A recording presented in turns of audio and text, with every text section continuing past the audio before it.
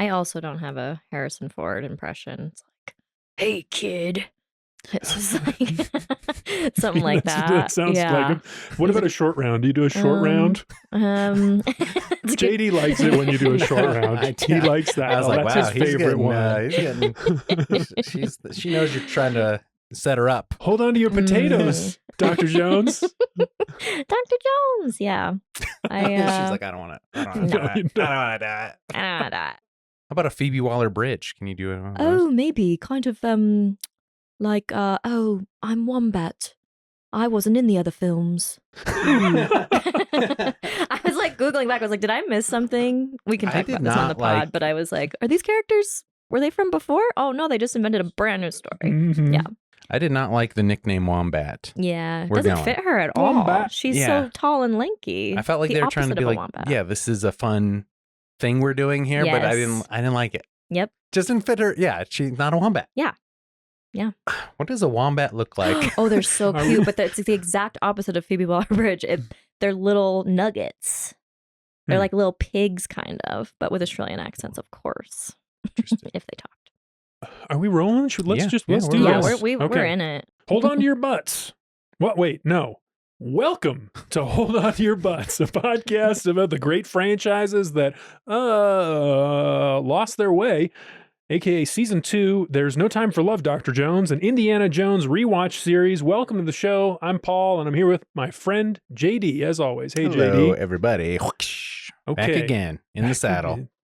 On the horse. Armed with whip. Running through a tunnel. In the subway. We're talking about the fifth and likely, perhaps final. No, they're making a new one. The final Harrison Ford star. Yeah, Disney's making.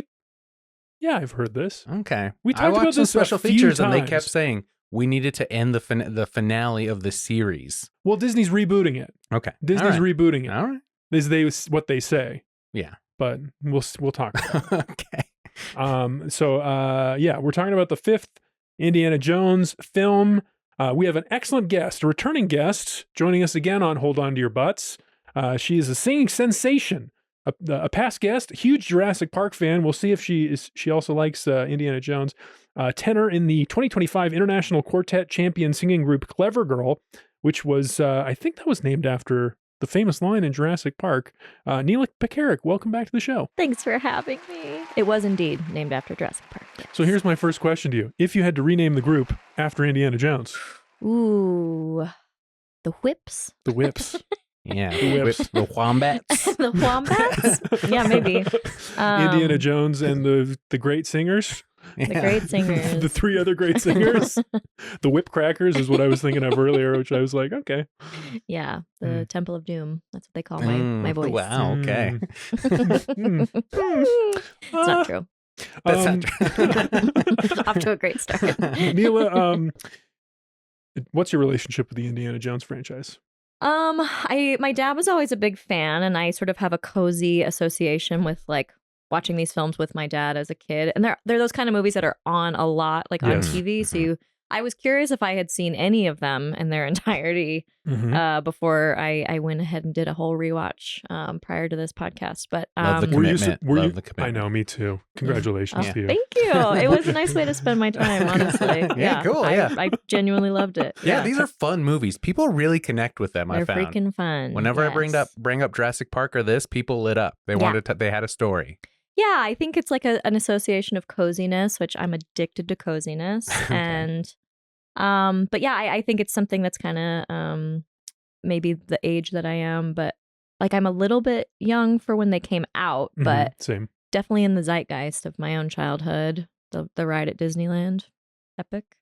The ride at Disneyland. I don't know the ride at Disneyland. What's this? It's so good. And I went on like one family vacation growing up. We did 0 other trips, but we did like one road trip to California where we went to Disneyland one time when I was like 8. And the ride had just opened. Oh my God. And we waited so long and it was so worth it. And I love it. It's probably my favorite ride at Disneyland. What's the ride? What's the ride? I don't know. You're in like a little car. Okay. And you know, Indiana Jones, I realize is mostly car chases. Like they're mostly this movie is like wall-to-wall planes, car trains, chases. and automobiles in cars chasing each other. So you're kind of in this big vehicle, and it takes you through like Indiana Jones. There's a part with snakes. There's a part with a big boulder that comes at you. You see Indy at one point, and he's like, I hate snakes. So is it Harrison Ford? Is it a video of him, or is it an actor? It's like it's Harrison Ford's voice. I think they usually have to at Disney for some like rights stuff. But it's Good like for Harrison. like the Pirates of the Caribbean, like similar, a guy that looks like him, an animatronic. Gotcha. Animatronic.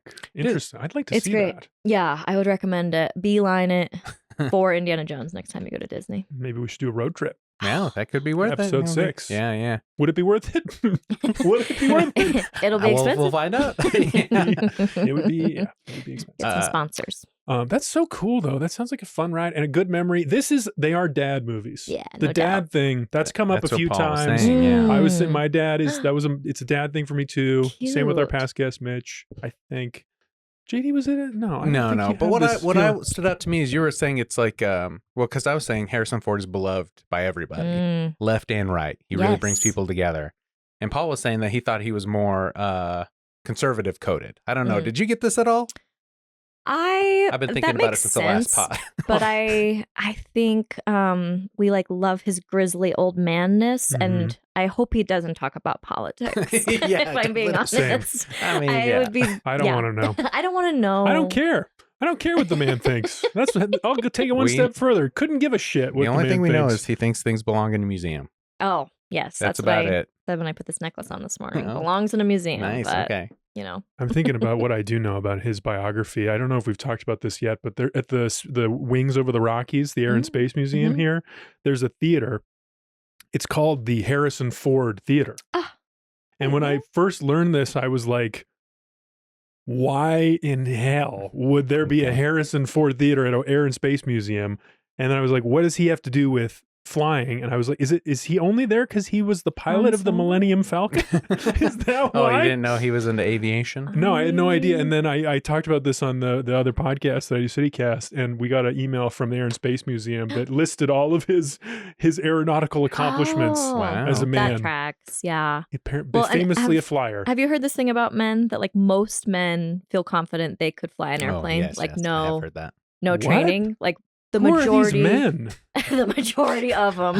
Go but outside. I thought it was funny because in these movies, at one point, I think it's 3, when he's with Sean Connery, he says like, "Can you fly a plane?" He's like, "Yeah, but I can't land it." But like clearly, no, he can't. He can't do it, but he just does it. And then it happens again in this most recent one. The child is flying that plane. And he's just like, okay, I guess I'm going to click these. And that's the day that child became a man. That's right. Yeah. And he proved all the men right that you can indeed fly a plane with no training. It's fine. Yeah.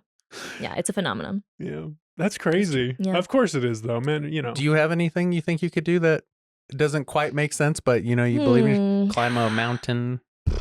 Solo. I'm so on the other free side solo, of that. something. I'm so on the other side of that, where I'm like, oh, I definitely couldn't do that. Like if I get on a pair of ice skates, I will die. Like okay. I think I'm not confident in anything. But oftentimes I'll do something like I went snorkeling kind of recently, and I was like, there's no way I could snorkel, and turns out you just splash around in goggles and it's fine. Yeah. Okay. But maybe I'll work on my confidence. No, I mean, I relate to that. You do plenty of stuff. Getting on stage and singing takes courage. Writing a musical, honestly. Go ahead, sing right now. So nice. I knew he wouldn't do it. See? Coward. Put me on the spot to sing. No way. Oh my God. Yeah, no. Oof. Ooh.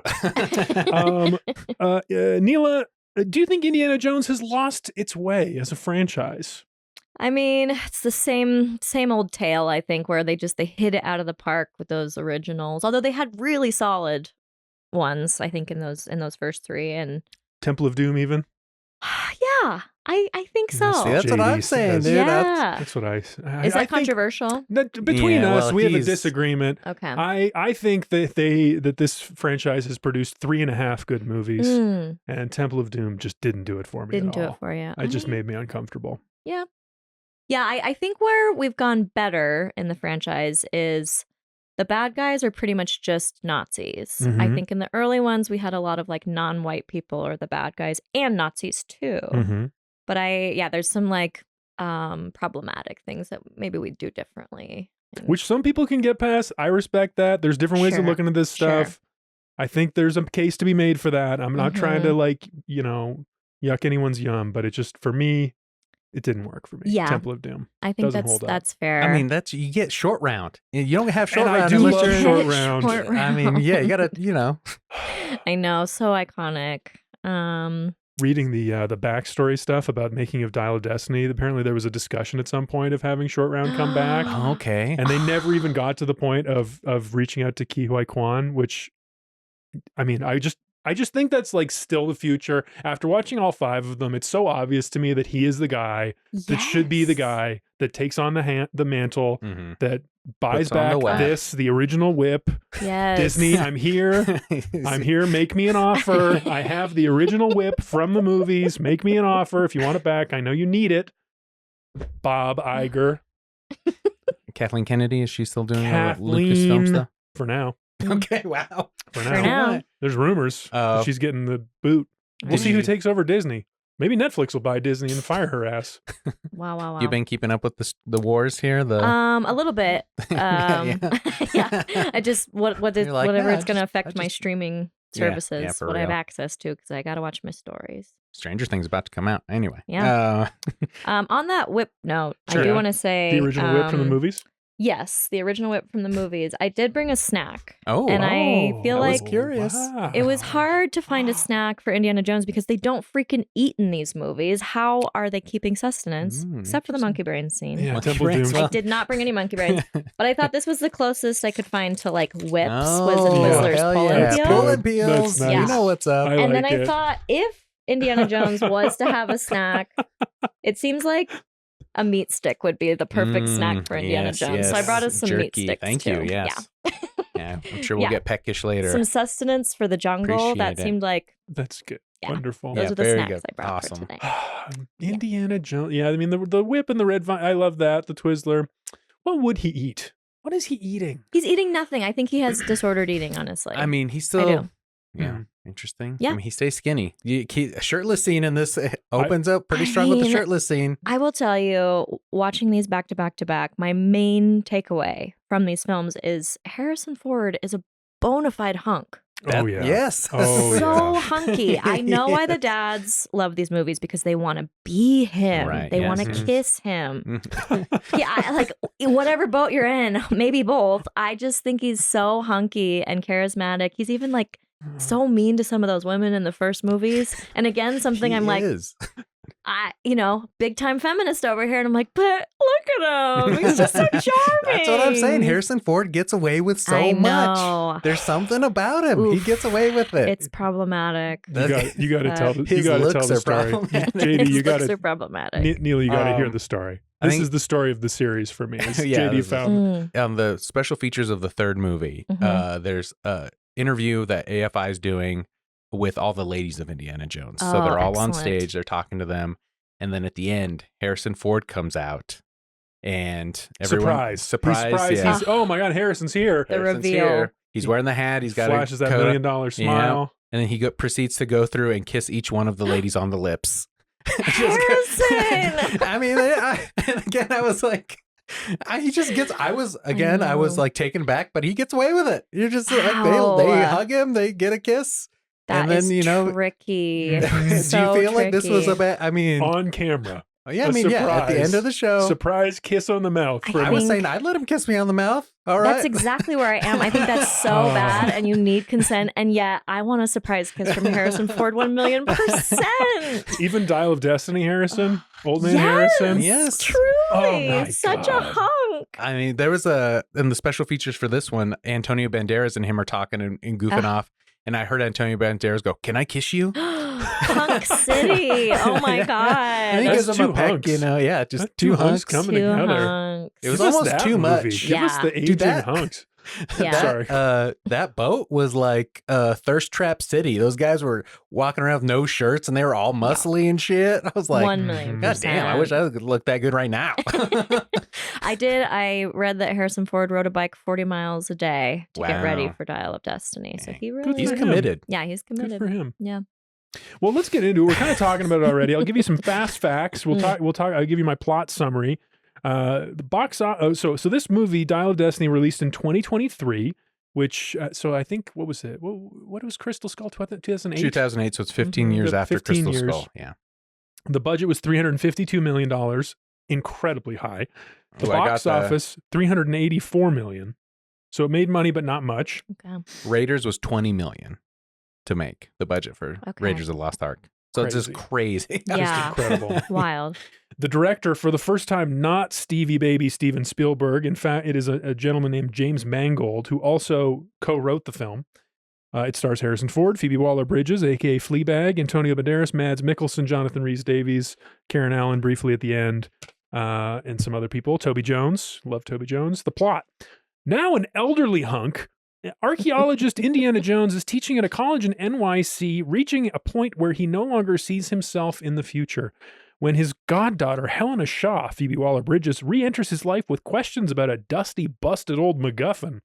But she's being chased by Nazis and the CIA, and her motives are not so honorable either. Jones chases Shaw to Tangiers, where she is trying to sell the MacGuffin, but her past is chasing her too.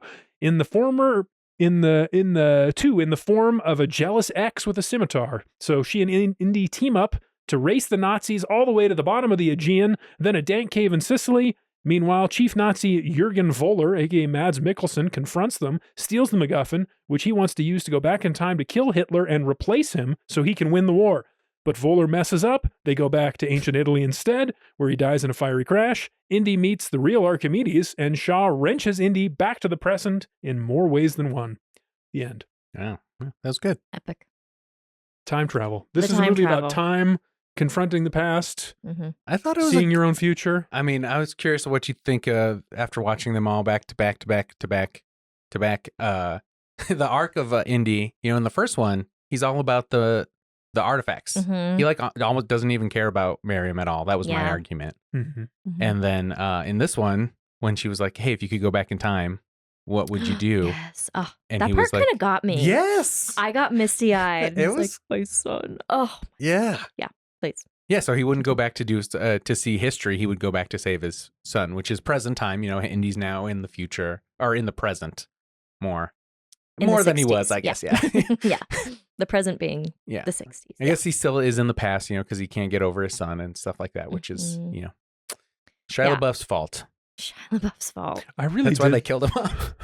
Problematic. I feel like Vietnam, that was an easy solve. Yeah. For why he wasn't in this film. It was a nice, I thought they handled it nice. I mean, I am curious about the real story there. I mean, I think it's kind of obvious, the implication, because Shia was such a shit about Crystal Skull when it came out. He clearly lost some faith, and the relationship suffered with all the filmmakers. So, but I would like to know the specifics and the inside story of why that happened. Yeah. I'd love to hear them talk about that, because it seems like that was Shia's cast off into the wilderness of Hollywood moment as well. You don't cross Steven Spielberg. Yeah, I mean, Absolutely not. He crossed some of the big hitters there for sure. I feel like he probably could have learned a lot on that set and chose a different path. Yeah, so I mean, I felt kind of like that's such a rewarding thing that happens in that movie, that like the reveal of Marion and that whole he's his son, like that's super cool. And then we just kind of get this like made up story in this one, which is a little bit unsatisfying, but I understand maybe why they didn't want to do that again. But I don't know. I felt like that prequel that kind of happens at the beginning of the movie, it makes it so you only have to watch this movie. You don't really need a lot of background. But I don't know. We love a sequel when like a character turns up and we're like, yes. Yeah. Yeah, when Sala came back, that was a good one. Great to see Sala. I think they were in it's a predicament, for the filmmakers of this movie, because Harrison, I read, wanted to come back. He didn't feel like Crystal Skull wrapped up Indy's story. He felt like there was more conclusion there. But then it's been 15 years, and then before that it had been like 30 years. So all of the people that loved Indiana Jones are like you need to have something that appeals to new audiences. Yeah. So I think they tried to craft this new story to be a little bit more self-contained, but they also had it tie back in kind of weird tangential ways. A lot of nostalgia bait. That's, I think, one of the reasons the runtime is so long in this one. I try not to focus on runtimes because I want the art to be, what it is. But I did feel it in this one a little bit. Yeah, it's lengthy. Yeah. Yeah. But that gets me to my hold on to your butts moment. Please. When I saw the runtime. My God. So I wanted to watch it the other night, and then my power went out and I couldn't. So I did my usual watch it right before the recording Saturday morning. And The other 4 are all 2 hours, a tight 2 hours, and they move. Yeah. And this one just like, ugh. It's pretty There's lengthy. a point where it's like, okay, we're chasing cars again. Chasing cars again. Yeah, a lot the of classic Indiana the Jones. tuk chase did seem a little long. Yeah. You know. Yeah. That one felt long. It was fun. You know, I did feel like they were indulging. They're like, this is fun. We want the fun things between Phoebe Waller-Bridge and him. You know, you got the kid. They're trying to do short round again. Yeah. Apparently, this kid had not done any professional acting before this movie. Yeah. And he Teddy. even flew a plane. I look, No acting or plane. Yeah. So they're really trying to recapture that short round energy, I think. Yeah. I mean, now that he's had this comeback, remind me of Short Round's Ki name. Huy Kwan. Yeah. Ki Huy Kwan. Ki Hai Kwan. I feel curious because I had also read that. Go on. Sorry. We do this every episode. Sure. 5 minutes of this. I had read that like Harrison Ford is like, Indiana Jones dies with me. Like nobody's going to reboot this with a different actor. So I'm curious to read more of what you're talking about with a reboot. But if like now that we've had this comeback, we have to bring Short Round back. 100%. Like we have He has an idea that could work. My take His is pitch. My take is Short Round and Indiana Jones return to the Temple of Doom. Oh, and so Indiana I've got Jones chills, you guys. Absolutely. Awesome. And it's about repatriation of artifacts. And so they go back to the temple, to the tribe in the Temple of Doom, and they're like, and then he goes back, but then there's still hubris involved because it's like, wait, now that actually is magic. And it's so like you're giving them back these artifacts so they can take over the world. This could be your next stage production. Okay. I'm gonna call Harrison. After what you're doing, just do this one, and then it can be made into a movie.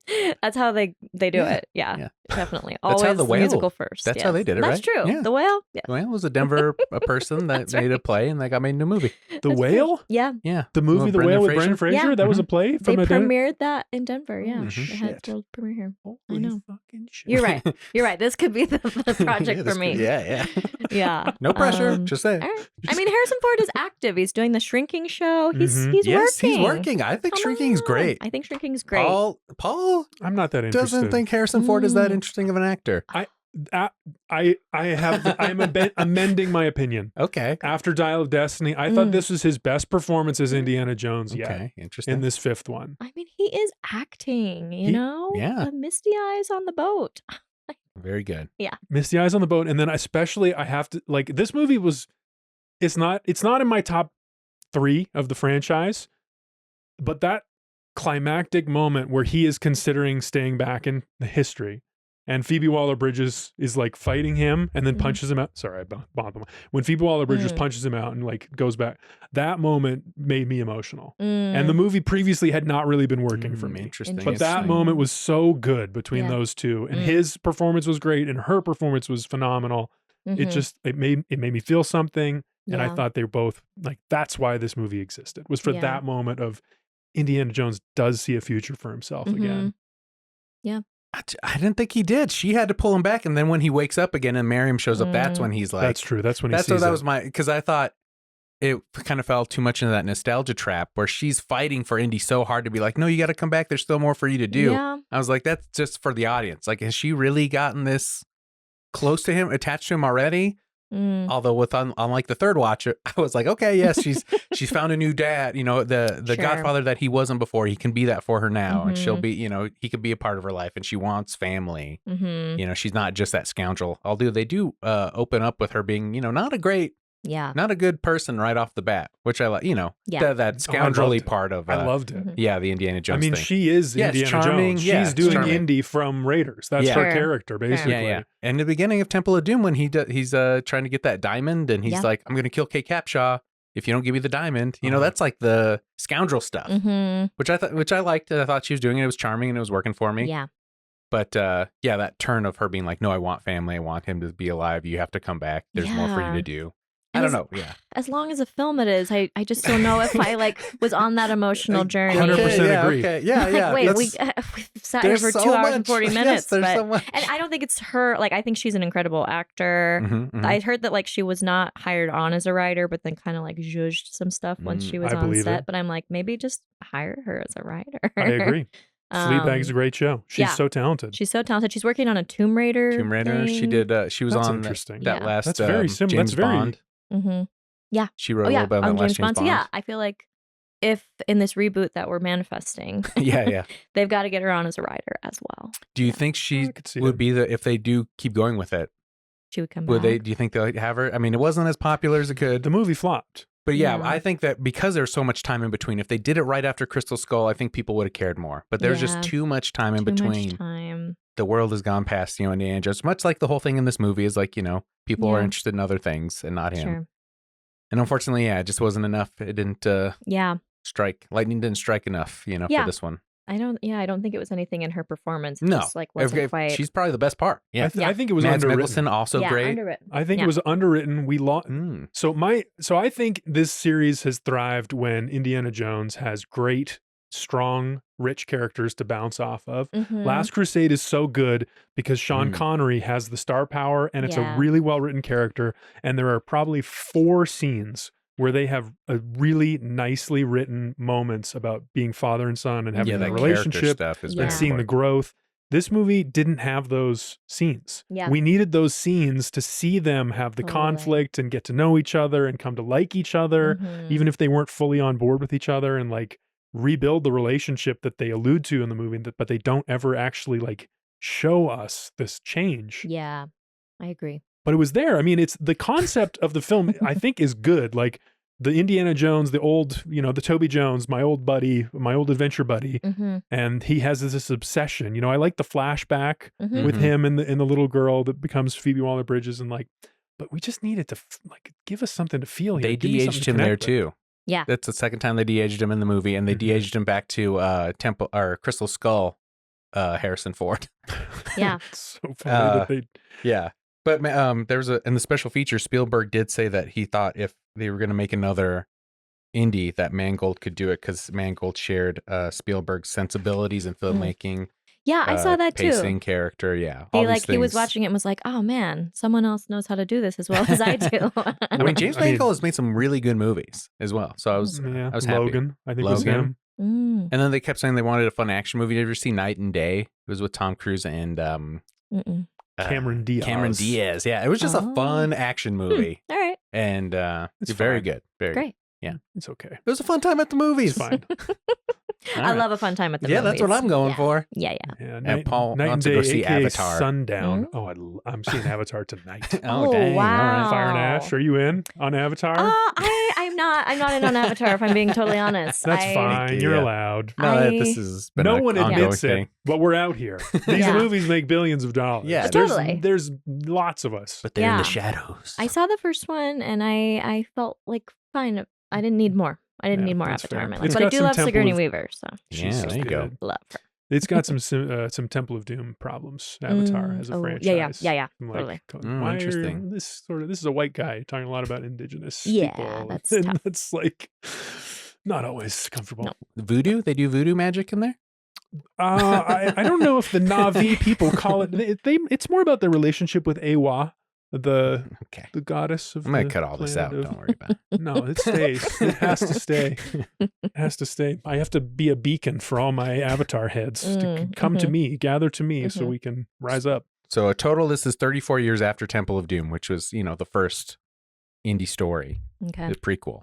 So long time. What? Long time. Wait, 34 years in After terms of Indy's own life? Yeah, in the Indyverse. Okay. Yeah, this movie takes place 34 years after Temple of Doom, which is canon, Sure. the first one.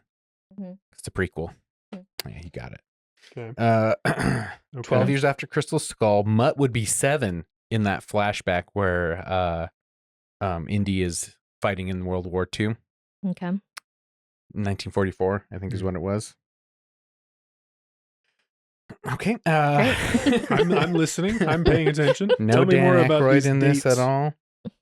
Yeah. No Dan Aykroyd. Did you notice Dan No Aykroyd Dan was in Aykroyd. Temple of Doom briefly. Yeah. Oh, yes. And yes. owns a That company was of vodkas called Crystal Skull. Oh. And so he's come up a lot for those two. My favorite Reasons. SNL cast member. So. I mean, a wild guy. Yeah, Got did a lot you of- wild lot and of- crazy guy? Hey, you Wild and got crazy it. guy. There you go. Yeah. Um, Did you notice Indiana Jones's full name on that separation thing he had on? No. Henry Walton Jones Jr. Oh. I thought the middle name was interesting. Yeah. Walton. Okay. All right. Noted. Noted. This is the quiz section of the show. So yeah, what I didn't like is quiz. Indy's a drunk at the beginning of this. He was drinking a lot. I was going He to talk put about the that- alcohol. Yeah, that booze in the coffee. Yeah, right at the beginning of the day, and then he goes to the bar Yeah. right after school. There's a scotch moment later. Mhm. Yes. Yeah. Oh, I also want to talk about him as a professor because Yes, first please. of all, Please, yes. he wears those slutty little glasses, and we love them. Tying it back to Jurassic Park, but he wears those slutty little glasses and his little bow tie, so great look. But also, like, he's a for sure tenured professor, Mm-hmm. but he is in shambles by this last movie. I guess And the I know, like, tenure's what divorces, keeping him on. yeah, It like comes- divorces can be expensive, but I'm Sure, like, sure. how did we fall so far from grace? You have all these. Probably a relic somewhere you could sell, right? Right. No, they're all Yeah, in a museum, I what- guess. I mean, he sold them to the museum, though. He was making money off of those. Right? Yeah, what Yeah. did happen to him? He's living in that apartment where After they're a throwing parties. Grubby Mutt apartment. probably tried to open a motorcycle Yeah. mechanics place that didn't go well. And then he was like, guess what, Daddy-O? I'm going to join Vietnam and piss you off. Yeah, And he gets killed. The fall from grace is odd in the beginning, and I get like we're Hmm. just supposed to buy him as like this divorced dad who's kind Right, of sad. But that's what the problem with the sequels is. They have to take all the things that they made, they built up the character. He learned these lessons in the last movies. They bring all that back down so that they could do it again. Mm-hmm, And that's always frustrating. It's Yeah. to be like, no, he was in a better place. That's He was going to be a right. family man. the wedding scene at the last of a Crystal Skull was so cute. It was So great. cute. Yeah, when she like throws the flowers at the priest guy and just Yes. kisses him, like So she was cute. like they were in love. She wasn't a child. She wasn't in love this time. She was That's an right. adult and in love. This is Consenting. Yeah. We This is love that. our favorite line from Raiders of the Lost Ark. I was a child. Her opening love. I was in love. Yeah, Oh, her boy. opening line. Yeah, that was Marion Ravenwood's first line in the movie. Pretty sweet. You know, Pretty cool. Can I ask you when do you think Harrison Ford was smoldering the most in this movie? in the current one, Out of all the Oh, out of movies, all when of was them? because I think in Temple of Doom when he is that scene with him and Kate Capshaw going back and forth like nocturnal activities, things like that. I Yes. think that's like peak. yeah. What do you well, think? and I mean that scene is so complicated as well. Yes. That whole relationship is pretty complicated there. But there's those love hard, fight hard couples Mhm. that I just feel like it's a slippery slope in this though, where I'm like, is Mhm. there consent? He might be kissing without asking again, Yeah. but pretty smoldering. Yeah. Yeah. But that was my pick. I mean, is that where you think he's the most I'd let him kiss me on the lips at an event that was about me? Yeah. There's so many moments. I mean, yes. I mean, when he's the professor, even. Yeah, you I think the know? professor's a good look. I have to. In that first one, where the lady girl has "I love you" on her eyes. that would be me. That was. Yeah, I mean, look at these. Like, he's always got a lot Shirt, of yeah. shirt A lot off. of- no buttons. Showing- Never. showing chest. No buttons on those shirts. And then Yeah. in the second one, in the finale, where his sleeves have somehow Yes. he's lost his sleeves. Oh, Phoebe Oh, Waller-Bridges I was lost her just gonna sleeves. say when I she didn't think tears about those that. sleeves Yeah, off. yeah. Which was a good moment in Dawn Yeah. of Destiny. It losing is a her good moment, sleeves. and it was just for showmanship, right? Like, I feel like Well, there's like a tussle, and the one guy She's- rips her shirt, yeah. and she elbows him, yes. and then later on she just She rips rips up. the Yeah, other she's like, one. "I'm ready to get down to business here." climbs out of Yeah. that car. Yeah, I Yeah. thought that was a Ruled. funny moment. She did an action scene too. Yeah, I wonder what that was like for her. That stunt where she gets the pulled out of the stunts in this car. in general. Yes. Very Like, good. I never seen her do that before. Phoebe Yeah. Waller-Bridges. Yeah.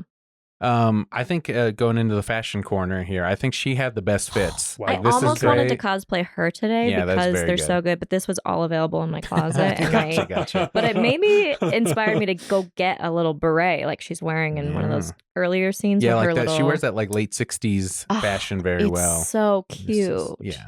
I was like, am I gonna bob my hair and wear a scarf tomorrow? Mm, But that dark red jacket. Yeah, Yeah. very good. really good. I also liked costuming. her stuff, the Black Yes. CIA agent. Super cool. I like how she calls her, for memorable line, she calls that guy a trigger happy cracker. Yeah. I thought that was very fun. Yeah. Since we've stepped into JD's fashion, Fashion corner. Phoebe Waller-Bridges showed up quite a bit. Sleeves ripped off, the maroon coat scarf combo. The other, I wrote down a couple others, was the Nazi goon in a patterned polo shirt on the boat. The big ripped dude who's like, where'd this German goon get a Hawaiian shirt? Yeah. This is weird. He's like in his vacation mode. Yeah. I like Why is that. he wearing That's It's that? festive. Even Nazis, yeah. And back big buff dude. 1944 when they show Mads Mikkelsen, he has the tote from the bad guy from the original. Yeah. He has that black leather jacket on, or the black leather overcoat. It's good. Love That's that. it's just good. It fits well. It's with our running joke is that we love Nazis fashion from this show. You know, thank you for acknowledging not. Sure. Leave me hanging on that. Thank you. Appreciate it. I feel like it's a polished look. I mean, yeah. But yeah. No one's agreeing with anything else. We're just saying literally nothing else. Want to be clear about that. Right, yeah. The moment where he puts on the Nazi uniform at the end, I thought about you, JD. It was like about me? Yeah, it was like Mads with the box full of the black suit and the red armband. Like he was itching to put that on, you know? Yeah. I do like when we see Indy like come back with his hat on in this movie too. Yes, like, at that hotel. Yeah. That was almost my hold on your butts moment because you're like, okay, we're in it. Yeah, we're in it. Now He's we're back. in it. An hour and a half in. We're in Yeah. And maybe that's more satisfying because we have seen him with his like 5 o'clock shadow pouring yeah. whiskey into his beer or as a coffee. Yeah. Or his beer, whatever. Did the 60s 69 Beatles song, did that jar you? Like throw you out of the vibe of an indie movie? Slightly. I mean, I like that we're in these kind of different time periods, but it maybe could have been like a Beatles-esque. Because in the trailer, it's Sympathy for the Devil that wakes him up from that chair. So That's I thought, nice. which was like, it was like, whoa, cool. You know, the Stones just have more of like a harder edge than like the Beatles do, you know? So making it the Beatles in the movie, I thought was kind of I wonder if that's dulled the teeth a little bit on it. That must be a money thing, like to sync it, because the commercial gets shown a lot. So they have to like probably pay for it a certain amount of times, whereas it's like a one-time payment for You're a pro. You know what's a. That's my guess, and I bet Stones are cheaper than the Beatles. That's my guess. Well, I disagree. Actually, I think the Stones are more overused in film. Especially the Sympathy for the Devil catalog was available a lot more than the Beatles. I think it's more accessible. But hearing the Beatles in this was like fresh to me. Oh, you liked it? It put me in this place more and felt more grounding. Like it gave me the setting.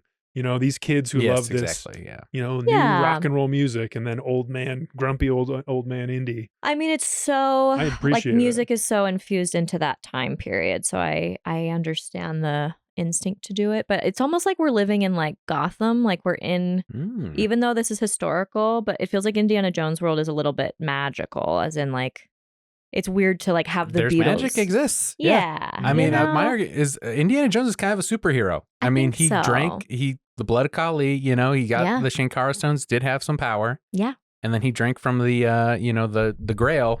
Totally. Which he's got some kind of, that's the original super soldier serum kind of. Yeah. He's running around. He's jumping on things. Very agile. Yeah. Getting punched in the face at the age My grandpa of was like 82 and he did not move like that. Yeah. He could he could not jump from one boat to another if his life depended on it. I like this theory. I like this. Indy as a superhero. This was a movie about old men running, I thought. No doubt. You know, there's a lot of old man running, that kind of like shambling, like big shoulder swinging, but not moving that fast. Yeah. We saw Jonathan Rhys-Davies do the old man run down the street. It was like, he's not really moving very quick here. And of course, Indiana Jones runs a lot. Oh, yeah. I mean, I kind of cried out when like he's trying to explain to them what they did wrong with the time travel, and that guy just punches him in the face. So it's like, he's trying to be helpful. Why are you punching this old man? Yeah, he takes it does seem more brutal now that the hits. Yeah. Because he's old. And they weren't even fighting. He's like, yo, we're not going back. He just kind of cold cocks him there in the plane. Yes. Oh, there's that beret. Yeah, I was so trying to find it. It's a great beret. Shades, great. Shades, beret. Very good. I need that whole look, I think. I mean, yeah, I would love that. Well, this whole scene for the ticker tape parade in New York, they shot that in Glasgow because apparently the Scotland, Paul, because the streets already just had that older New York look, Nice. and so they built a bunch of storefronts and painted a bunch of trick. signs to make it look more of the time period. But it looked good. It looked good. It looked good. I like that scene. I like that setting for Indiana Jones. Mhm. I was thinking a lot about like, because I mean, I don't know if now's the right time for my big critique of this film, but like, I do feel like they lost. I mean, we're talking about James Mangold, but like, I think he's a hack. You know, I think he was doing a terrible Spielberg impression and didn't bring onto your even. butt. I don't think he brought even like 10% of the ingenuity and the eye, the cinematic flair that Spielberg has. And I think the main thing that he lost was this like serial, that early 20th century serial adventure sensibility of Indiana Jones. There's a couple of moments in these bigger scenes, like the ticker tape parade, where the guy shoots the gun and then everybody ducks. Like I could imagine that as a frame in a comic book, and I loved that. But there were so many scenes that were just like muddy and flat, and that didn't have those bright contrasts between shadow and light that Spielberg's, that's his signature. Sure. That's been such a signature the whole series. It just was like, it was very Disney-fied, this one. I thought there were moments that they're trying to do that, but yeah, it just does. I mean, muddy, blurry, it doesn't flat, have the same bland, look anymore. boring. Yeah, they're not doing it on film the same way they were. It's just, you know. Well, and like when we get that reveal in the cave with the Grail, Yes, and that dude just like disintegrates in front of your face. It's so scary, and they just used to have to build stuff like that, and we just. A computer can't do it the same way. You know, same thing with Jurassic Park. I mean, like the like actual animatronics that they built are so different than kind of computer generated stuff. But you can still bring it though. Like you can still have the ideas. Like I feel like there just weren't any of those signature visual moments here. The one was the gun in the crowd shooting the gun, and then everybody ducks, and it's just him alone standing, threatening Indy. Like I really like that moment. Yeah, that was a good one. But where's the face melting? You know, give me some. What are no the car chases all felt like one. it was like these are just gags, like pulling someone from one car to the other. Like we saw that in Crystal Skull. Yeah, we saw all this before. Yeah, and especially like when they're in. Are they in ancient Rome? At the end? Sicily? Yeah. I feel like they're... Syracuse, that's right. Yeah. The siege of Syracuse. Like there's so much to be like the wrapping your brain around a plane being here, guns being here. That could have like popped more. I'm not like a cinephile in this way, but I just could pop more. I don't know. But something about like that's so iconic of like, oh my God. And like the butterfly effect of this giant butterfly wing happening of like a plane. Exactly. I don't know. I mean, it's all about compressing meaning into smaller spaces. That's what movies are to me. That's why Spielberg is a master. And Mangold, the Disney lets him stretch his legs over 240 runtime, and he doesn't do any of that. There's no interesting storytelling. There's no great moments. There's no high highs. It's all kind of like a 6 all the way through. Very flat. I think you know, after watching it about 4 times here, you know, you can get those moments in all the action, but I mean, you know, that tuk scene they do a lot with Indiana Jones and Phoebe Waller-Bridge, you know, kind of airing out some of their stuff, but like, oh, if I had a father figure, oh, like a godfather, you know, like all those moments are there, but you're distracted by the action going on on the first viewing, so you don't get it. You know, and then the things with, you know, there's so many big set pieces, and then they're trying to stuff all these character moments in it that kind of get glossed over. In Dial of Destiny? I think so, yeah. I mean, you don't see them because on a first watch or, you know, a casual watch through, because all these big set pieces are happening. Interesting. That's what I was thinking about as you're talking. So I'm like, yeah, I could... But I only know that there were moments in there because I saw it 3 times in a glimmers. row. There's definitely glimmers of these moments, and there's nice moments between some of the characters too. Like I don't want to just say I didn't love the movie, but there are nice moments. Sala gets a great line, a really great line where like, he I miss and Indy the desert. I miss exactly. Sorry, I miss the desert. I miss the seas. I miss waking. I've remembered it already. I don't need to look it up. I miss the desert. I miss the seas. I miss waking up every morning, looking forward to the next adventure. It's like that's what this movie is about, right there. Totally that was the thesis of the whole movie. Like that's getting there old. There are moments, yeah. I mean, like the you can't wind back the dial of destiny. That's what it is. The dial of destiny is about getting old. Yeah.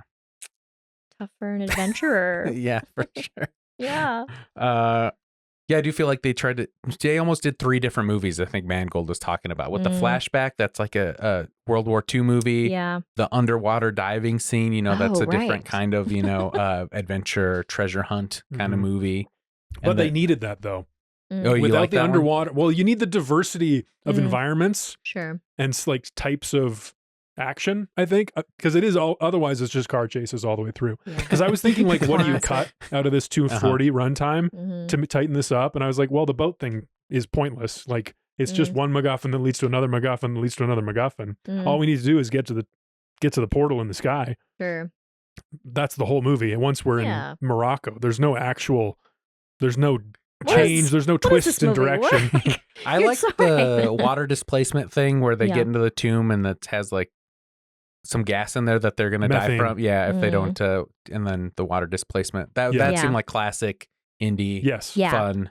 On the edge of your seat. Yeah. That was the equivalent of because the other thing the previous movies had was like puzzle solving. Raiders has the awesome, beautiful cinematic burned artifact in the Nazis' palm, and so it doesn't have the other half of the puzzle, so the spear is at the wrong height, but Indy figures it out and gets the spear at the right height so he can find the tomb. Brilliant. The Well of Souls. This movie, the methane in the water displacement was the closest thing, and he knows it because he knows Archimedes loves water displacement. This is smart. He figured out the puzzle. So smart. It's like a little. Oh, I just remembered this thing. Yeah. It's like that was the coolest. It would have been nice to have like a little bit more of that. Like the melting the wax thing was like, like why are we going to find this one MacGuffin that leads to the other MacGuffin? Well, they're trying to like literally just a map that leads to the other one. And it's broken in half for some reason. Yeah. It reminded me a lot of what is it? The Star Wars Episode 9, where there's a MacGuffin that's just like a knife. Oh yeah, and the knife is like an outline, a silhouette of a wrecked Star Destroyer. Yeah. And it's like, why is this ancient knife carved in the shape of a silhouette of a star? Like this doesn't make any sense. It's of the Force. It's so Disney. Like some of these moments, like Disney just doesn't like appreciate the depth. I think like they don't think that kind of thing is as important as the glitzy, glossy. I don't know what they think is important. This is a very Disney movie to me. Did you all notice that? Did that strike you? The change between Crystal Skull and Dial of Destiny was just like the George Lucas of it all is just ripped out of it, and it showed. Yeah, I mean, there's sort of a glossiness to it that feels like what you're talking about with Disney stuff, just sort of like where like I don't know, it feels more tangible or something. The grittiness is the big idea, the like genuinely bold creative idea. There's no nuking the fridge, there's no extra dimensional beings. Like I found a quote that George Lucas gave before the sale. He was like, there's no way I would ever do time travel in Indiana Jones. Whoa. Who said that? George Lucas. Oh wow. Dang. It's on the Wikipedia page, so take it with a grain of salt. But he said a total film interview with Lucas. Lucas stressed the importance of having a MacGuffin that is supernatural but still grounded in reality, with an archaeological or historical background, saying you can't just make something up like a time machine. Whoa. They're like, great idea. Let me write it down. And then Mangold later said of the time travel element, he said, it's no more of a wild swing in my mind than ghouls flying out of a box and melting people's heads through the sheer power of dark angels, or a 700-year-old knight existing in a cave for perpetuity. These are all beyond the scope of all physical belief. It's fair. Interesting. Yeah, I don't know. Did you all feel like time travel felt like consistent with the series, or did it feel like a breaker? I was like, oh, we're going here. Whoa. It felt jarring in that way, but I don't know. It's a cool concept for someone who's so obsessed with history. Like, Indiana Jones loves history. Yeah, I mean, I got that, it's like the ultimate thing for an archaeologist, somebody who's in the past, for them to actually go to the past, and then he wants to stay, blah, blah, blah. Yeah.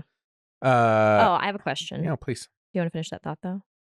No. I'm so sorry. Blah, blah, blah. Yeah, what's your question? My question is, how long do you think he would last in that, like, if he stayed in ancient Rome? Good question.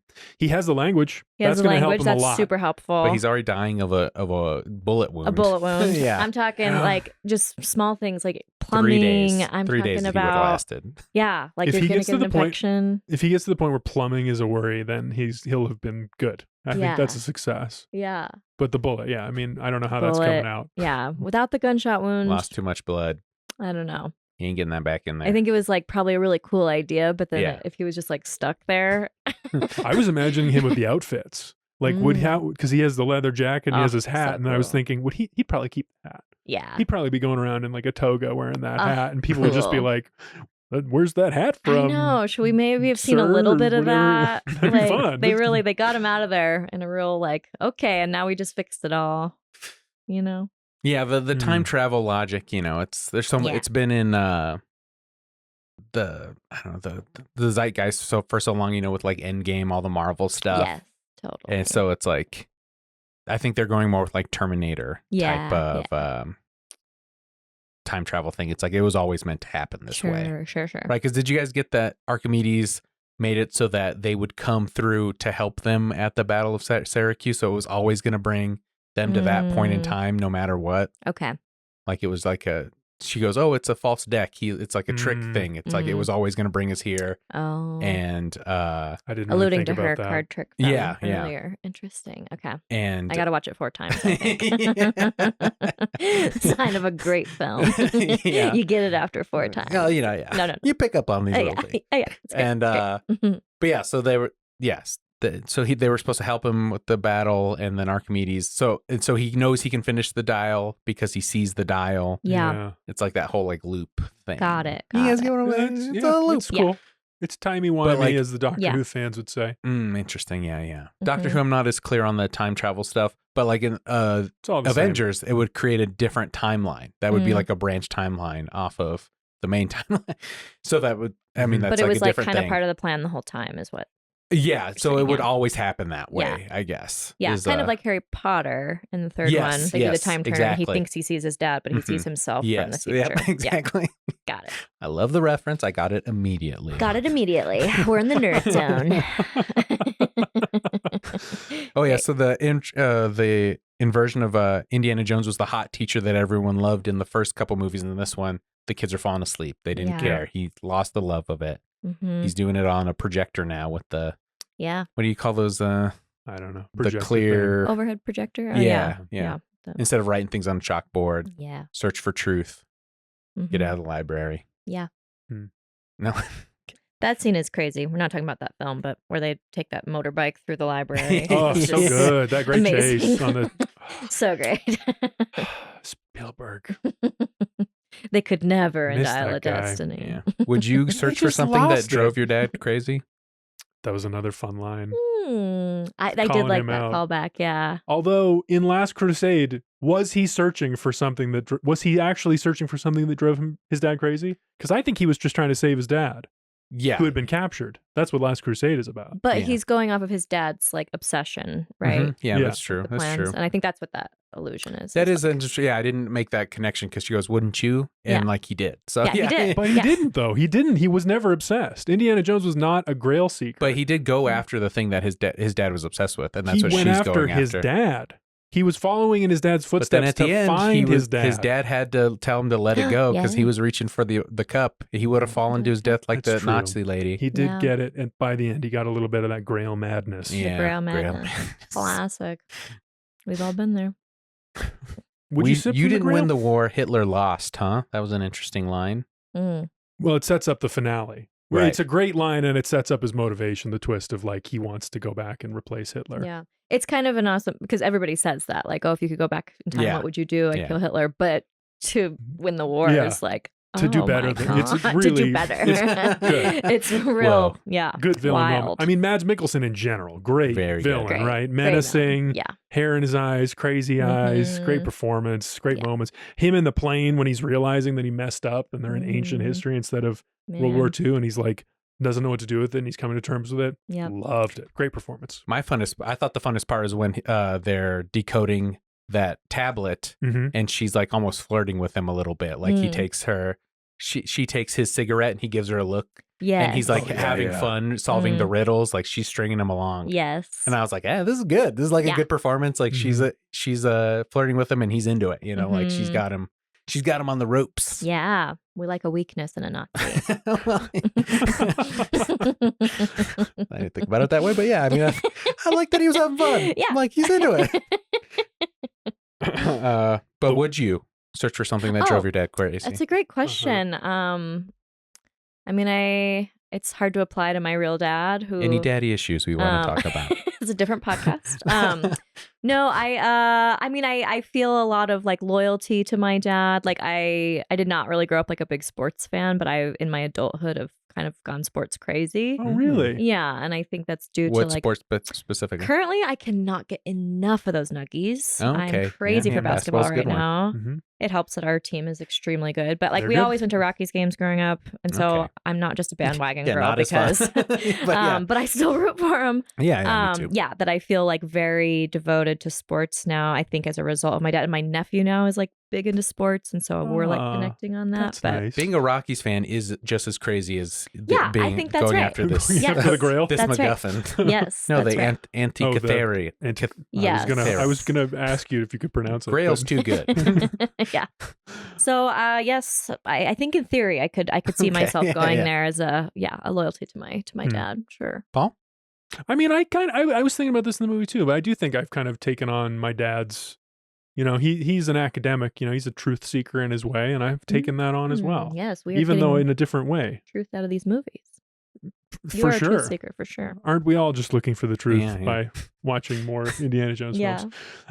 Yes, I don't know. That's sweet though. A little bit. I feel it. Did you guys get that? The CIA or the government was working with the Nazi guy because he built the rockets, and they were just trying to please him. Like this is an Operation Paperclip thing. Not even a little bit. In fact, it's like, why is the CIA working with him at all? I mean, I had to dig a little deeper to figure that out. Like I'm using context clues of other stuff to be like, this has to be what it is. Operation Paperclip. Shit. Yeah. Just like we took Nazi scientists and we put them to use here. Okay. Thanks for the heads up. Not important in the movie. Not important to the story. I thought it was interesting that I was like, why are the CIA people working with the Nazi guy? Yeah, I just sort of thought the Nazis were tricking them. Okay. Because especially because they're kind of being led by this like awesome black woman. Yeah. And I'm like, she's not teaming up with the Nazis. First black woman in any Indiana Jones movie. Yeah. Okay.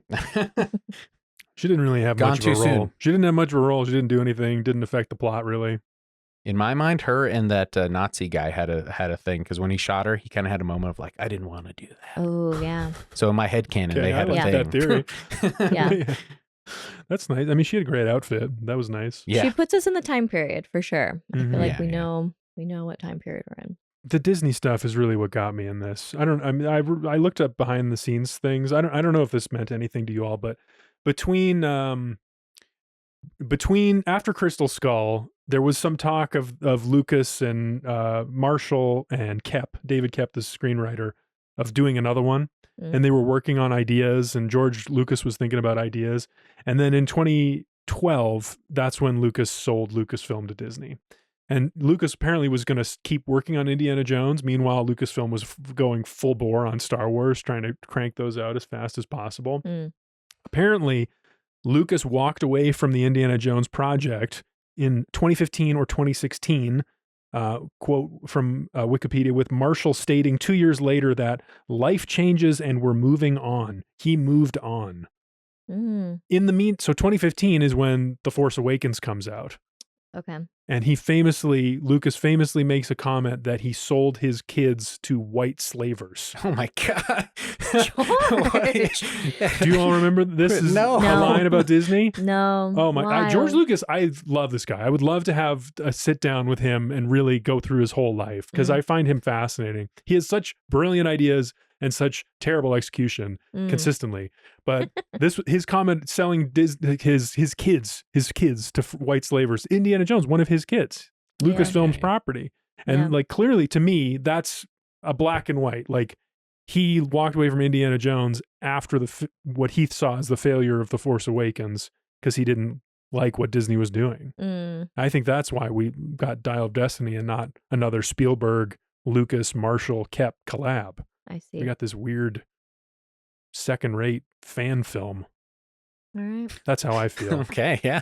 Yeah. Strong feelings. Some nice moment. I mean, the only person who's still involved from the old times is Harrison Ford. Yeah, I mean, all the producers and stuff are still there. They just, I don't know. Kathleen Kennedy, Yeah. And Spielberg is a producer. Spielberg is a producer. He's an Yeah. executive producer, and so is Lucas. But I don't think they were really that involved. Yeah. Yeah. I just didn't feel it. Sure. Yeah. Yeah. That's fair. My favorite part was a flashback, I think. Yeah. At the beginning.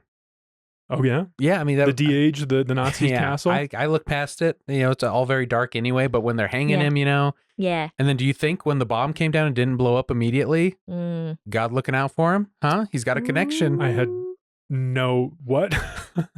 Okay. Because the bomb... When they're going to hang Indy at the beginning and the bomb dropped, but it doesn't go off. It goes through the floor. And it goes through the floor and it blows up. And everyone that's standing in the room gets blown up. But since Indy's hanging, he doesn't fall to his death. And then the beam breaks. And he gets that rope off his neck. Part of me's like, man, God loves this guy. Maybe. Sorry, I'm thinking divine intervention just because, the religious stuff gets set up at the beginning. Sure. In Lost Ark, so. Yeah. Or Last Crusade. Yeah. Or no, Raiders was Lost Ark. Raiders, the Lost Ark, yeah. Yeah. I don't know. I don't know. Maybe I'm just, maybe I'm thinking about it too much. No. That's what we're here for. Yeah. The annual auction of stolen antiquities I thought was fun. They're like, he's like, yeah. Get on, yeah, 25. Yeah, I like that. And then the great sequence of what Indiana Jones saying to Mads Mikkelsen, "You stole it," talking about the Anchithera, and then Mads saying, "No, you stole it," and then Phoebe Waller-Bridge, "I stole it," and that's called capitalism. Yeah, that's great. I like it. Great line. Great sequence. So yeah, Phoebe Waller-Bridge has to be in her late 20s in this movie, you think? Because it's not clearly stated. I was looking out for it, but I was curious on how old she was. Yeah, I was also curious how far away from her Fleabag fame this came. Oh, interesting. We could. Well, 2023 it came out. Yeah, this came out in 2023, and apparently there's a lot of COVID stuff. Okay. Fleabag 2016 to 2019. Interesting. So they had to do a couple reshoots. There's writing stuff. So they're saying that that was also a hurdle they had to climb by keeping the team motivated to keep doing things. Yeah. So it's almost why it kind of seems like 3 different movies and big that chunks. makes sense. Yeah. Interesting. Updated map effect. Did you like that one? Oh, of the red line over the map? Yeah, with the red line over the map. I don't know if I noticed that it was different. It looked the same. It looked good. It's just one of those things that are it's probably easier to do it this way. We already have it rendered, instead of it'd be harder to go back and make it look like the original. They had to digitize a bunch of the sound effects for the Indiana Jones classic indie sounds. Oh, yeah, sounds. We talked about that in the last one, yeah. Okay. We Did you notice the Wilhelm scream? Didn't catch it. It's on the train. He gets thrown off, yeah. What did y'all think about it just overall as a movie? Where are we at? I've shared my thoughts. I thought it was a 6. Neyla? Yeah, I mean it's not a great film, but I think I like living in this universe a little bit, so I enjoyed the experience. That's exactly, yeah. I wish I had seen it in theaters, honestly. I didn't. I did see it in theaters. Yeah, I think that would have been a nice experience. You and your dad? Me and my dad, maybe. Just snacking on popcorn. Yeah. Well, maybe next time. I saw it with my wife in theaters and her brother and brother's partner, and none of them have a strong connection with Indiana Jones, and all of us had a pretty good time. Yeah, I think it's a good time. I liked it more in the theater than I did this morning, for sure, and especially the time travel stuff. I didn't know that was coming, and then when it was real, it was so big and cinematic. Yeah, the planes in the sky, that was all really, really cool. They foreshadowed that a little bit in the present. Did you notice that? In what? I thought that was Mangold trying to do a Spielberg foreshadow. So when they're waiting to get into the museum, there's the little boy goes and steals something from those kids that were making fun of him, and they're watching a play of Romans fighting a dragon. Oh, that's puppets. That's cool. Yeah, that's cool. The other moment like that, it's not so subtle, but it's. I mean, they call it out specifically. It's meant to be an escalation of stakes. Is the stone relief in the cave where there's the phoenix, but it has propellers. Oh, yeah. And Phoebe Waller-Bridge is like, oh, why is there propellers? Yeah. Like, oh shit, this is real. Cool. We're doing time travel. Yeah, that's cool. And then Indy's arc with his wife, Marion is similar to Han and Leia's arc. Mm. Their son dies, or Yes. in Force Awakens. Interesting. It's like they just recycled that. Yeah. Classic Disney bullshit. It's No pretty new wild ideas. to be Indiana Jones and Han Solo. Yeah, that is like- it's crazy. Pretty wild It's pretty crazy. to be both of those people. And also Blade Runner guy. Sure. Famously Blade Runner guy as well. Not quite up there.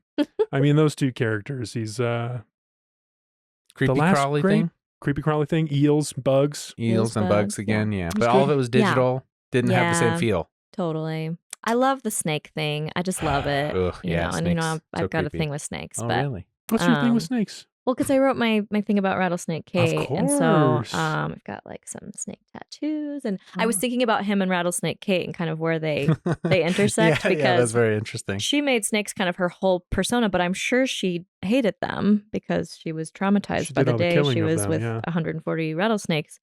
That Harrison Ford, like in the fourth one, he's telling him to grab on that snake, and Yeah, he's like, yeah. call it a rope, like he's got the phobia. Yeah. But I was kind of thinking about both of their like resilience and adventure. I don't know. I feel like she could be a good travel buddy for him. You think they'd Yeah, be yeah. buds? I think they'd fight a lot because she was like very stubborn and hot-headed, and so is he. See, that's what he needs. Yeah, he needs a Rattlesnake Kate for sure. What years did she live? 1925 was the year of the snake encounter that happened. But she, born 1893, died 1969. So right, Just like, give a kind of in the little same- for the listener who might not know. Just a Sure. brief little like what that is. the Yeah, so this rattlesnake is a thing. true story from Yeah. Colorado history. A woman named Kate McHale Slaughterback was out on horseback with her 3-year-old son in 1925. She hopped off the horse to open a gate and found herself in the midst of over 100 rattlesnakes. And as she tried to make her way back to the horse and her baby, the snakes, I guess, she says they attacked her, but snakes don't really attack unless they're provoked. So she started shooting at these snakes. She had about 8 bullets in her rifle and then proceeded to clobber them with a sign she pulled out of the ground, and she killed 140 rattlesnakes and lived to tell the tale. Made a dress. Made a dress from the skins. Yeah. It's such a great story. I just feel like she could have such a good cameo in these movies, Yeah. right? I think that's a great love story. I want to see that. I want to see totally. that. They would love each other. That's They very would Karen fight Allen. hard, love hard. Marion Ravenwood. Yeah, that it does would- give it's- Yeah. Ravenwood vibes. Totally. Little baby Ernie is Mutt. How was her son's Oh name? yeah, Yeah. that'd be fun. I'm super into this. Yeah. That's okay. such a great connection. I want to see that movie. Ugh, Disney. Got an idea for you. Yeah. Mm. Parade chase. What else? Oh, did you all I think- give your hold on to your butts moments? I I shared think- mine with the runtime. We talked about when he turns back into Indiana Jones and puts the hat on. I Yeah, think yeah, that's it that for was- me. that was really good. Great one. Yeah.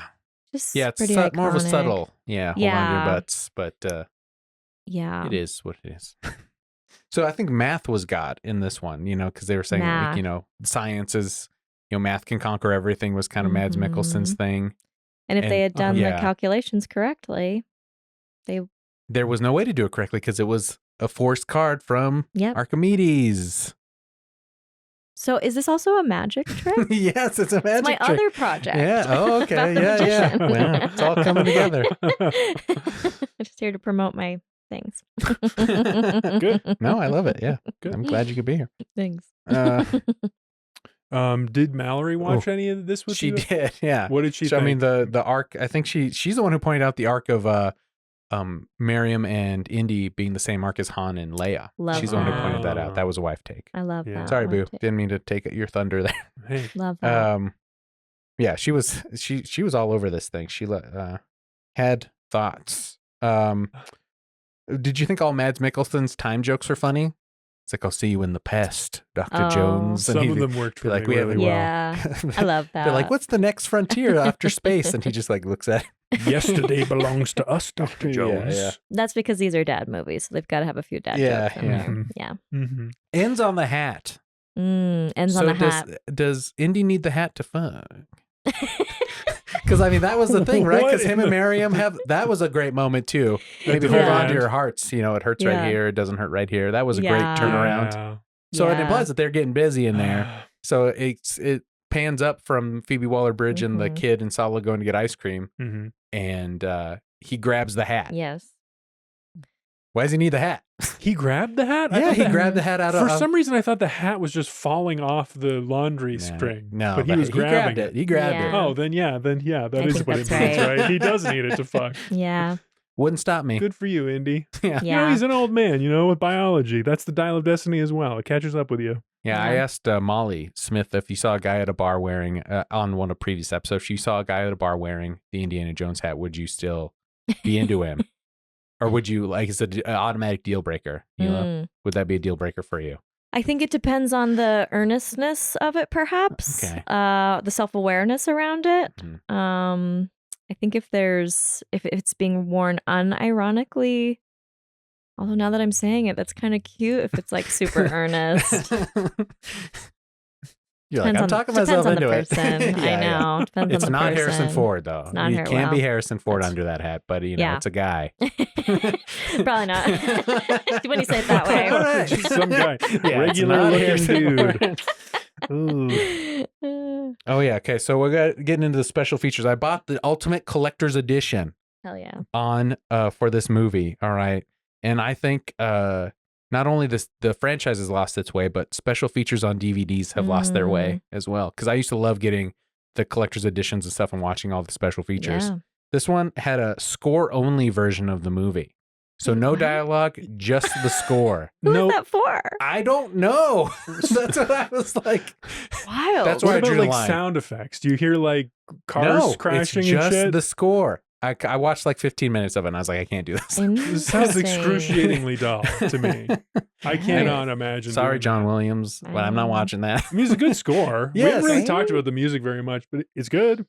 It's Johnny Williams. Classic, yeah. Can't go wrong. The king. Hearing the love theme at the end. That kind of got me. I was like, really the love theme. Love theme. With Karen, or Marion Ravenwood. If you had to rank really sweet. Love theme, Grail theme, or just the overall Indiana Jones theme, So the Grail theme. I know, those chills. are so...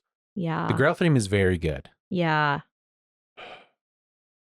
That's what takes that movie just goes. The Last Crusade is so number one. Yeah. Sean Connery and the Grail theme. So good. I mean, if you were to write music that was just like evoked adventure, he nailed it with that original theme. Like it's like this, you're on a horse, you are like galloping. It is so evocative of adventure. Yeah. But that would be my number one, then Love theme, then Grail theme for me. Yeah. All great though. Yes. If I'm just going through my day and like music starts playing in my life, to score my own life, sure. The one that would get me the most psyched is the Grail theme. Yeah.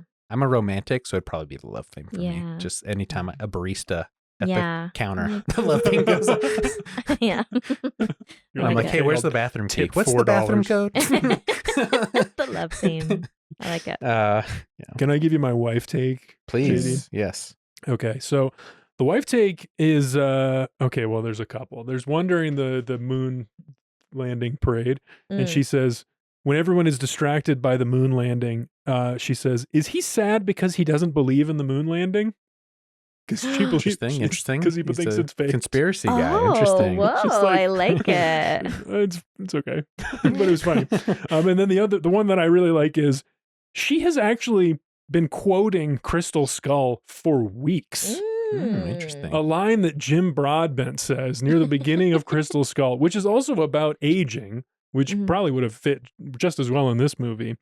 Jim Broadbent is like the replacement for Marcus Brody. He plays the museum curator, campus administrator guy. And the line is, we seem to have reached that point in life where it stops giving you things and starts taking things away. I've had opportunities to say that multiple times and refrained, but it's come up in my mind. It's an evocative idea. It's just too sad to say it to my uncle or something. Yeah. It's sad as Not shit. on Christmas. Yeah, it's like, it's around Christmas time now, and I don't want to be a bummer, so I don't say it, but I've thought of it. Yeah, that's deep. It's a good line. Yeah. I mean, sadly, it's coming up because of not nice reasons, but it's it is stuck in my head. It's like, damn, that is part of getting old. Toby Jones, he was also in Fallen Kingdom, Jurassic Park. Great. Just thought that was an interesting totally parallel. crossover Jones. episode. Classic character actor, great face, great forehead. Another thing I think that makes Harrison Ford such a great actor is Mangold said that he mines every moment for humanity and humor. And I do think, because all that stuff at the beginning is, Harrison Ford delivering those lines and doing stuff. And then when at the beginning of Last Crusade, when Harrison Ford would do those scenes and then the kid, River Phoenix would copy him. Yeah. So he was, very giving of an actor. So So cool. And they got the mannerisms, just like an eye twitch, a twitch of the mouth, a little bit of a smirk. That stuff is great. That's all the subtle things that play on camera that just make it make it Indiana Jones, and that's the Harrison Ford charm. And I think that's one of the reasons I think Harrison Ford is such a good actor. He has movie star qualities. Yeah, he knows how he looks. He knows how to work his persona on screen. Yeah. An iconic performance by River Phoenix as well. I had forgotten a little bit. Yeah. It's like, oh, River Phoenix, very that good hair. So it's such a fun part of the movie too. Totally. We had a whole debate about whether that was the pinnacle of the whole series or not. Is the River Phoenix intro of Last Crusade? It's incredible. It hits so hard. Yeah, it's great when you kind of figure out where we are and what's happening, and the hat, and he sees he gets inspired by the look. Ugh, I just love it. Yeah. A great line from Phoebe Waller-Bridges, probably her best line in the movie, in the plane when they're in history, the Nazi guy's hanging down, and she's like, "Sorry, pal, you're a Nazi. Yeah, I can't help you." Yeah, love that. Sorry, pal, but you're a Nazi. It's like that's a great Fun Indiana line. Jones Very line fun line. that she gets it. Yeah. I did think the part where that guy was her ex-fiance was chasing after her that whole time, that he was so in love with her that he's doing this whole chase down. I thought that was a nice moment of that's how seductive she is. You know? I agree. I like the idea of that character, the Moroccan gangster who was her ex. Very cool. Didn't love the casting. We needed somebody who could bring a little bit more to that. Bring us some color. He had a great outfit. He had a scimitar waving around. Sure. But none of his line reads were inspiring. He wasn't visually very interesting in that role. Yeah, she would have eaten him alive. We need a better specimen. Kind of a softie, her. Jason Momoa. You could see type. why he wasn't. Yeah. That'd be give us someone big. Give us someone. Give us something. I had an interesting Ford threw out his shoulder punching a Nazi at the beginning of the film. Oh. And so he had to get shoulder surgery. So I couldn't get that one out. And so they had to have a double. They had a double that put on a whole face mask thing, and it looked a lot like him, but it was like a Mission Impossible level masking they had on this guy. During when was that also when they were de-aging him? It was during the de-aging stuff that he threw out his shoulder. But the guy who was his stunt double did most of the horse chasing stuff in New York. Really? Interesting. He was there, did that part. The horse chase stuff was good too. Oh, the horse chase was great. Taking that horse down into the subway system, that was so cool. Yeah, it was exciting for sure. And you're like, he's a cowboy. That's what makes Indiana Jones a superhero who's timeless, he's just like, oh, I know how to do this. I'm gonna hop on this horse. I love it. I made it my New Year's resolution a couple years ago to learn to ride a horse. It didn't happen, How's but it now I'm gonna re-up it this year. Get on that horse. That's what I want to. I got to find a place that can teach. Can you ride?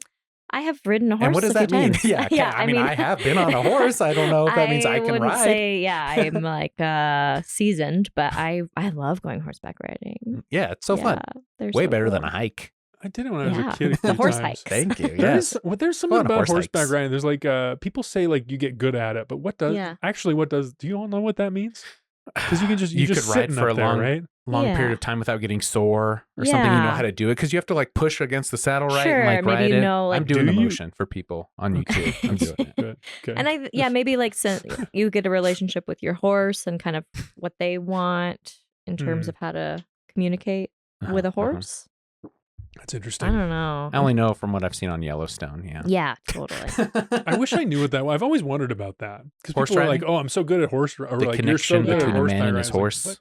You're just sitting up there. Well, what are you doing, there's tricks and, people who do yeah, use it for work. They got to ride down a cow and lasso it and stuff. That's if a calf's getting out of the way, you got to go get it, It comes from real stuff. They aren't just I want to tie that animal up. Yeah. See how fast I can do it. Let's check in through 2026. Okay, I'd like to also ride more horses maybe we can I'll find a just school and do that somewhere. keep each other honest. Like, Okay, have you ridden a horse yet? When 6 last time weeks you got into the on a new horse? year. Yeah, Gotta get back in that saddle. yeah, gotta get back in that saddle. Yeah. It's just... True or false? Sometimes it's not what you believe, but how hard you believe it. This is Indy's line after talking about how he's seen things. That's I blasphemy. don't really like that I've seen things. in the current climate. It's not how- that's like Facebook to me. No matter how So funny. what you believe, how hard you believe. Like I agree. There's another side to that that's like sweet and earnest, but I think that's like fake news or like facts versus opinions. It's like someone who's talking about QAnon would say that. Yeah, exactly. Like, it's not what you believe, it's how hard you believe it. Yeah. Okay. Mhm. Like the storm is coming. Yes. I believe it so hard.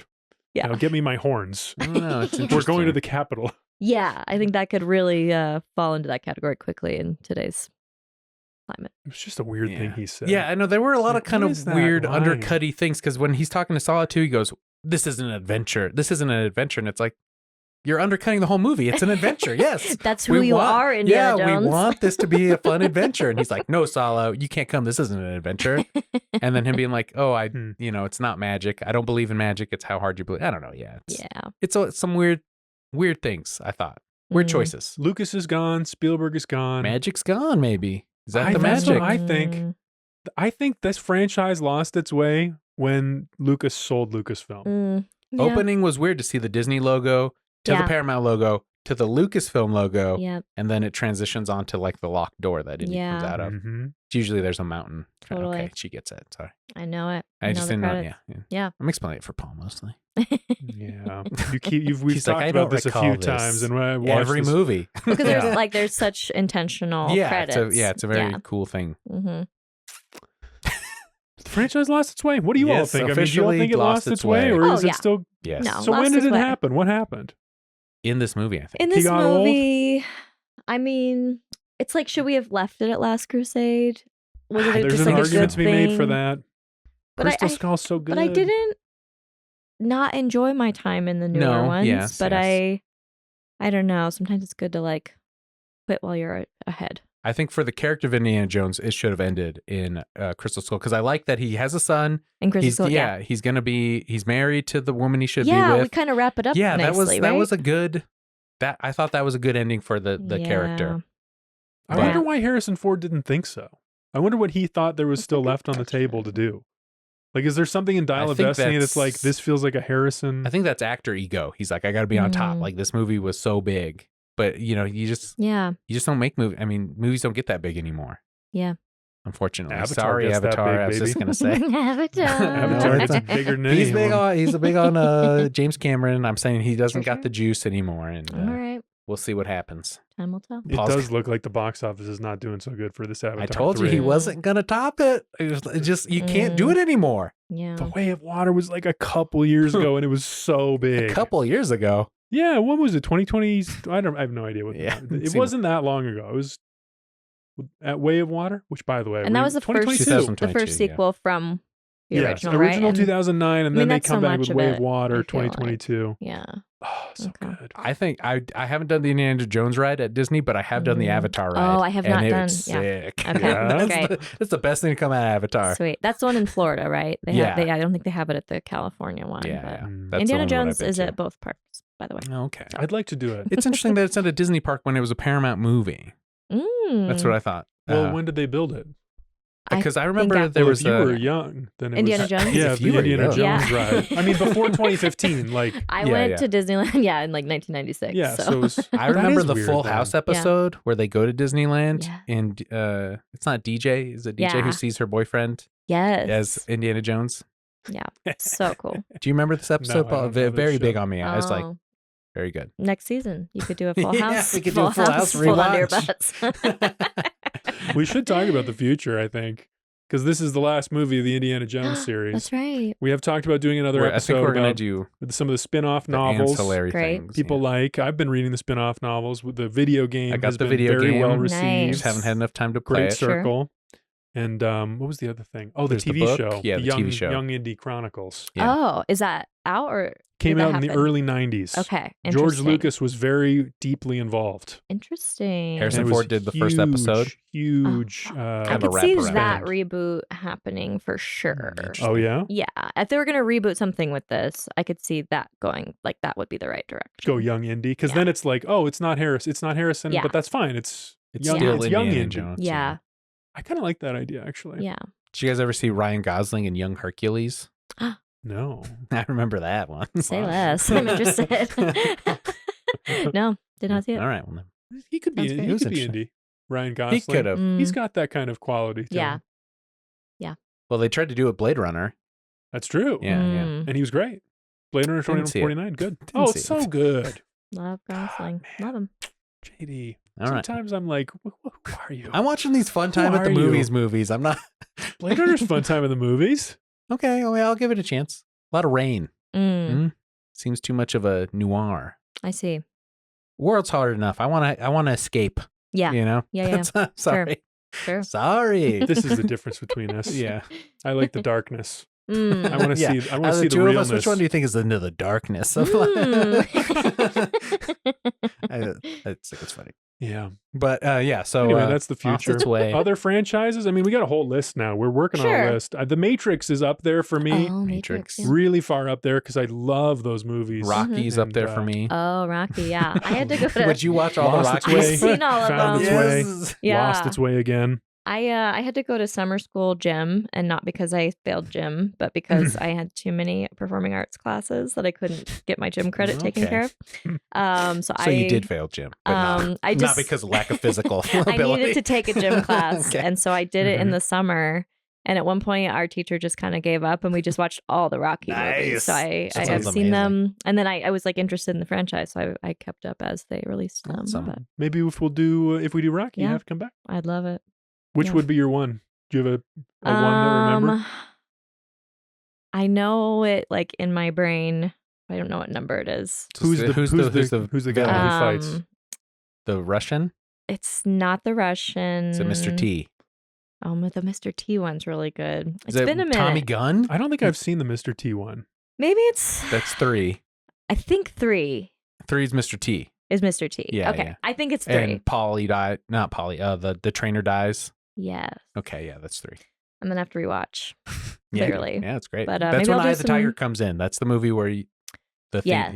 Yeah. Ugh, talk about I guess music. I don't get me into it, all right? Because we could Okay. talk We could do Rocky. another 3. Okay. I love the first Rocky. Yeah, And and then then there's 4 there's is gonna fun. be 7 more movies Yeah. after that, though, Paul. So Well, you that got would to be buckled in interesting for though, that. because it has Yeah. a Jurassic Park factor where I'm like, I'm pretty sure I've seen some of Yeah. most of them. Okay, all right, Well, and cool. then I we've thought got maybe it would Creed be. Yeah, and as then we well, have to do the right? Creed Creed ones. gets fun again. Yeah. Creed gets good again. then I don't know bad about again. fun. Michael B. Jordan. Yeah. First Creed is fun. I mean, they're all I don't fun. know, fun. Come on, no, fun. Yeah. It's fun. They're They're not whatever. like Mangold fun times at the movies. They're good movies. Though. Mangled. Yeah. Mangled, more like mangled. Mango. That's what he did Hey, to James Indy. Mangold. James fucking mangled Indiana Jones. All What a- right. more like DOD, more like dud. Wow. I could go all day. No, The that's all I roast. got. The That's roast all I of got. Mangled. Yeah. Okay. Yeah. Well, how you feeling about it? Good to wrap up here. We could do our rankings. What's your? Oh, sure. We should do that, and then I think that Ooh. might be the whole. Okay. I'll give Do it to need- you right now. Sure, please. Number 5. Actually, boy, I was going back and forth. Number 5, Dial of Destiny. Although I love the time travel at the finale. Number 4, Temple of Doom. Number 3, Raiders. Number 2, Crystal Skull. Number 1, Last Crusade. Crystal Wow. Skull. I fucking love Crystal Skull. Love Crystal Skull. Interesting. If you asked me 3 months ago before we started this, what's the Indiana Jones movie you want to rewatch most? It was Crystal Skull. Wow. That was the one I was most excited about. Totally held up. Loved it. held up. Yeah. Yeah. It's just so. Yeah. From 2008. Okay. Yeah. JD. If you're ready. You just I think I'm rewatched them all ready. too. Yeah, give I us think I'm two. ready. Neyla? So 5, I'm gonna go Dial of Destiny. Dud. 4, Crystal Skull. 3, Raiders. 2, Last Crusade. And I think I like Temple of Doom the most. Wow. I know. What's the case for Temple of Doom? What's the case for being number one? It's the child. Short round. He's so He's good. wonderful. That was the one I watched the most. I think liked so, it. It was a kid too. one, you know. There's 4 kids, I thought, because I had a kid. I think that's why. I mean, I almost have. I mean, on any given day, I could switch the first 2. Yeah. But that's my list as well. Yeah. It's close for sure. These 2 are both so good. Dial of Destiny is 5 for you 2. 4 was Crystal Skull. Crystal Skull. 3 is Raiders. And Crusade. then 2 for me. Wow. Yeah, but I could easily. Yeah, I flip-flop could 1 and switch 10. it. Yeah. Wow. I think that means it's the right answer. 2 against 1. Yeah, we want fun times at the movies. Where I'm in it, dude. Yeah. I'm in this. Listeners, I want fun times at the movies. let us know what you think. What's your ranking? Yeah. Give us your full indie ranking. Was a little jarring when think of that last part when he's trying to pull Indy's heart out and he just starts speaking in Hindi. Yeah. He's like, you betrayed Shiva, you betrayed Shiva. It's And then not the good. rocks get hot and they start falling out of the bag and then he catches the one. Yeah. Cool moment, Yes. but also jarring as an adult. There's some problematic. Yeah, there's like, parts. that is weird. Yeah. A little I weird. love that you love Crystal Skull so much. Though. Oh, I fucking love Crystal. It's that's so cozy good. to me. Nuke the fridge. Yeah. Swinging through the trees. That is very cool. Mm. Yeah. And I quite enjoyed the rewatch. I really did. I think I remember, like, in my brain, I was like, oh, that's the Shia LaBeouf one where they drive the whole time. But upon a rewatch, I was like, oh, no, this is pretty fun. Yeah, there's some really fun moments. And Shia LaBeouf, surprisingly good actor is what I got. He's great. He's terrific. Yeah. And it's a nice character. Scandal noted. A lot of great actor. trauma equals a good actor sometimes. Have you looked up what the scandal actually is since we talked about it? Because so I he, didn't look at like, it. I hit don't- his girlfriend. He was Yeah. abusive to a couple FKA of his Twigs, girlfriends. Yeah, That sucks. he's can be abusive. He made Yeah. that like biopic about his life where he Mhm. plays his own dad, Mhm. which unlocked a lot of like question marks of. I think he had a really weird childhood, and a lot of people have weird childhoods and don't commit domestic abuse. So, you know, Mhm. But yeah, he's dating a popular person right now He too, is? and people. Yeah, back in the spotlight. Mallory was telling me. Okay, this seems like something I would know. He's one of those guys where his talent is so undeniable. Mm-hmm. It's kind of hard to ignore him. Yeah. I watched Fury the other night. The one Mia about the Goth. Goth. Yeah, he's dating Oh, Mia that's Goth right now, and interesting. she's got a lot of goodwill. And I think Yeah. that's something another wife take. Yeah. FKA Twigs was the bad relationship. Yeah. Do you know who Mia Goth is, Paul? I know her face. I couldn't tell you what she's been in. Do you care to? Do you know? Because I'm not. I also know her face. Yeah, she's British in something actress. new. Oh, she's the in the Maxine Pearl. one, Yeah. Oh, the Frankenstein. Maxine. Maybe it must have been Frankenstein. I haven't watched that, but yeah. Gotcha. I'm not that interested in it. Yeah. I like all the people. I like it's Guillermo del Toro, right? Yeah. Oh, I thought you liked The Darkness. Well, yeah, but I think Guillermo but is not like that dark. I want him to do original stuff. It reminds me of his Pinocchio. The Pinocchio, yeah. Which is Oh, like, I sure. don't care. I don't care about Pinocchio. Yeah. I know the Frankenstein, I'm not. Yeah. We need some news stories, I think. at least from him. At least from Sure. him. I don't know. I'm just not interested in him for some reason. I know that new Spielberg. I don't know. Seems a little preachy. From reuniting with David Koepp, our guy. Yeah. I mean, yes, It's I'm in his I've watch covered direction. it. Hold What's- on to your butts. What movie is it? It's called it's like a it's like an alien invasion thing. Okay. And it's the reveal or like the Disclosure Disclosure Day. Okay. Yeah. so It'll yeah, be it's something interesting. about like aliens Oh, are Josh here O'Connor. and then like We love him. Emily Blunt. Yes. Josh O'Connor, potential future Indiana Jones. Just throwing that out to everybody, huh? Why not? Yeah. Why not? Yeah, Talented I dude. think Okay. it'll look interesting. But I'm interested. Well, that's the future, and that's the episode. I think. yes, Here we yes. are at the end of the series, except for the one. We're gonna do one We're more going to do, we're little in the spin-off official, series, but we're at going some to do point, all the Awesome. ancillary stuff. and then more perhaps at some point. Neyla Pekarek, thank you so much for joining us. Yeah, What it's been a great. freaking treat. Glad I we loved could get it. you back. Great Yeah. to have you back on this, and Appreciate the time. Should we end with the signature Our line? thing, the the line great that everybody line. knows. the iconic Indiana Jones line. I was a child. I was in love. Bye, everybody. Right at the cam. As a child. I was in love. Oh boy. Hold On to Your Butts is a left hand, right brain production. Produced by JD Lopez.